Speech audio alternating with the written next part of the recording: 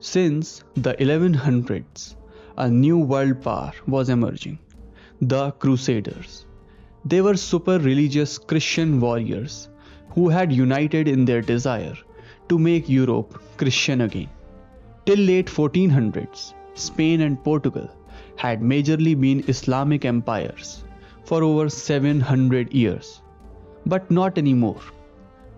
The Crusaders fought valiantly against the Nasrid Caliphate and won. As a result, the whole of the nation was converted to Christianity after 700 years of Islamic rule. It was considered as the victory of the cross. The new and bigger Christian Portuguese kingdom was now full of zeal to conquer more.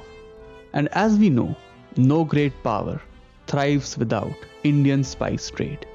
In the age of discovery, for the Europeans, the sailors started traveling to find a sea route to India. We all have heard the tales of the Portuguese sailor Vasco da Gama reaching the port of Calicut in 1498 CE, where he demanded the king for tax reductions and for better trade relations with the Kingdom of Portugal. This was the Portuguese kingdom's attempt to conquer the spice trade of the world, which was centered around southern India. The king of Calicut, Samutiri, denies and da Gama goes back to Portugal disappointed. Few years later, the Portuguese sent an invasive expedition to Calicut, India. King Samutiri of Calicut had good trade relations with the Gujarat Sultanate, Ottoman Empire, Republic of Venice, and Mamluk dynasty of Egypt. A trade war takes place, but the destiny of the Portuguese was shining brighter than ever, and they managed to defeat all 5 of them alone. All thanks to the naval supremacy of the Portuguese led by Alfonso de Albuquerque. This made the Portuguese the king of sea trade routes and spice trade for the next 100 years. The Portuguese started establishing factories in Calicut. Goa was under the rule of the Adil Shahis of Bijapur.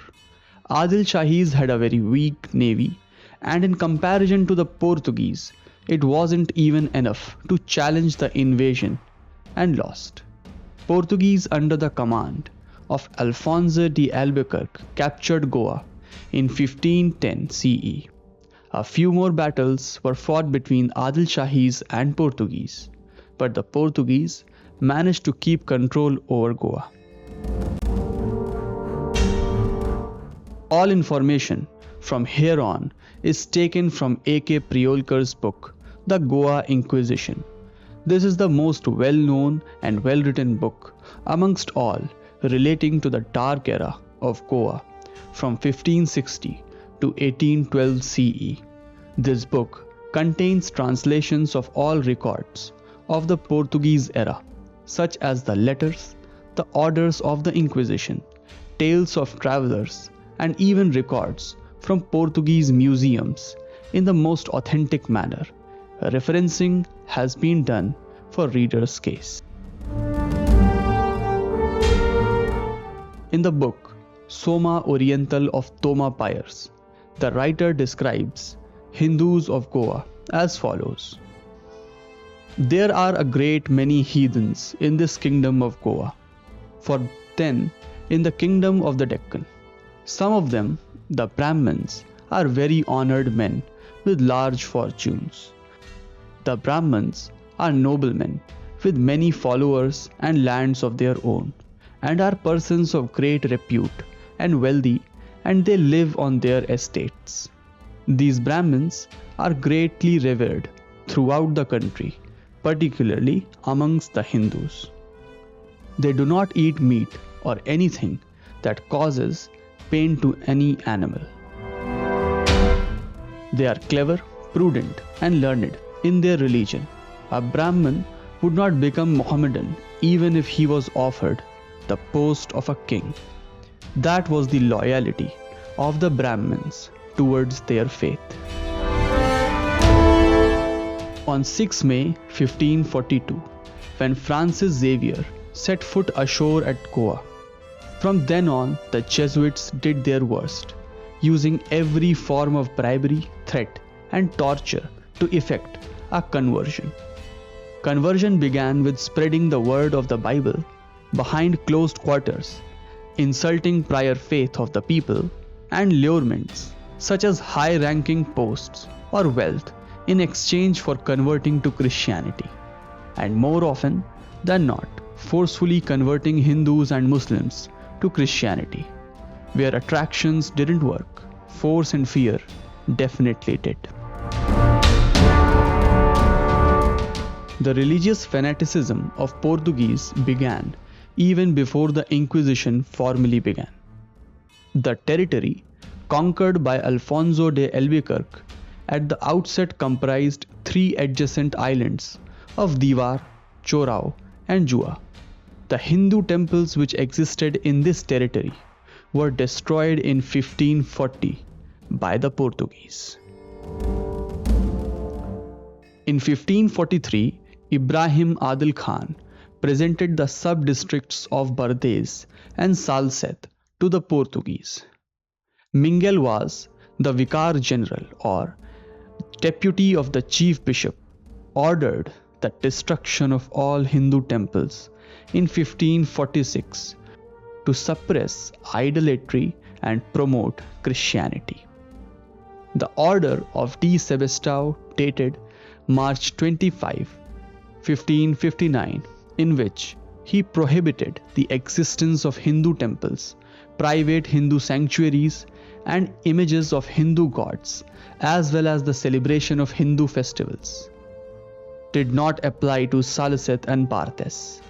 On 29 August 1566, however, Viceroy D. Antão de Noronha promulgated the following order, which applied to the entire territory under Portuguese rule. By 1569, all Hindu temples under the Inquisition had been destroyed.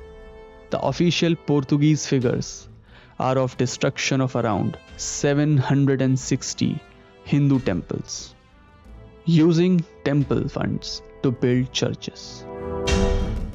On 28th of June 1541, in his own dwelling at Goa, Femão Rodrigues de Castelo Branco, Vidor da Fazenda, controller of finances, orders that funds of the temples that have been destroyed shall be used to build churches and upkeep missionary works. He lists all the districts on which this law will be applied in the order. Statements of oath were obtained from the villagers of Sankauli on March 7, 1509, and from other villagers later. On March 21, 1569, De Sebastião promulgated an order by which the income of the Hindu temples of Bardez and Salsette, which had been destroyed, was transferred to Christian churches. St. Paul's College was started for imparting religious instruction to the new converts, and it was maintained out of the income of the Hindu temples which had been destroyed by the Inquisition. This was a strategic way of firstly destroying Hindu temples and then later using the wealth of the temples to build churches. On November 28, 1548, João de Albuquerque writes a letter to the King of Portugal, where he proudly boasts how he has successfully destroyed all literature written in Sanskrit, Marathi, and Konkani from all across Goa. This was done so that Hindu religious texts could no longer be read, and so no one could practice his Hindu faith in entirety. Inquisition made it legal to search and arrest Brahmins in case they were seen practicing any Hindu religious practices, even in their own houses. On April 2, 1560, the Viceroy T. Constantino de Berganza ordered that a large number of Brahmins whose names were included in the rolls appended to the order should be thrown out of the island of Goa. All Brahmins who resisted conversion or destruction of temples were either killed or forced out of Goa. Their lands and estates were distributed by the Inquisition amongst Christians. Saraswat Brahmins, Conquest Brahmins such as Bhatts and Vaidyas were the most targeted groups. Hindus of Deccan had forgotten to keep their heads high until the arrival of Shivaji Raje in the mid-1600s. After his announcement of Hindavi Swaraj, which meant Hindu self-rule, in 1645 CE, the nation was rejuvenated with a new zeal to achieve freedom from foreign powers. There are many famous tales and poems of Chhatrapati Shivaji as to how he used to run special expeditions to protect Hindus of Goa. Many times, Hindus used to go to Shivaji's capital at Raigad as refugees.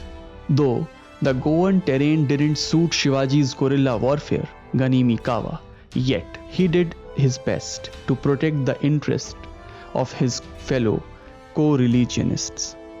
Shivaji's Hindavi Swaraj might not have been able to conquer Goa, but their influence around the Goan boundaries forced the Inquisition to treat Hindus better.